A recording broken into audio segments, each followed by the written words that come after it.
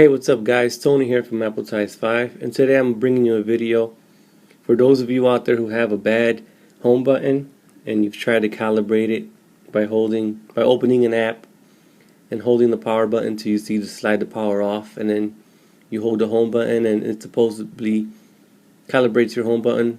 Well, it does work, but in my case, and maybe a lot of people out there, your home button is buggy and it's more of a hardware issue. So in iOS 5 there's a native feature called Assistive Touch, and this will duplicate the home button, and I'll show you. You go to Settings and then you scroll down to General and you scroll all the way down to Accessibility and then Assistive Touch, and then you just enable it. What this does is it'll bring like a little icon right here. You see it? Well, within that icon there's a home button, so if you press it, there's a home button.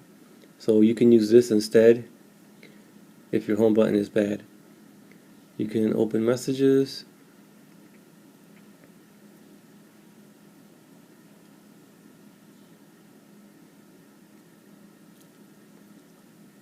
get out of there. You can also double tap and you can exit all your open applications. It even enables Siri. See? So this is Assistive Touch. Like I said, it's a native feature in iOS 5. A lot of people don't know about it. So if you do have a bad home button, you can use this. It's pretty nice. I actually like it. And I actually use it on my 4S because it's pretty cool. Well, that's about it. This is Assistive Touch. Let me know what you think about this in the comment section below. Give me a thumbs up and don't forget to subscribe. Thanks for watching.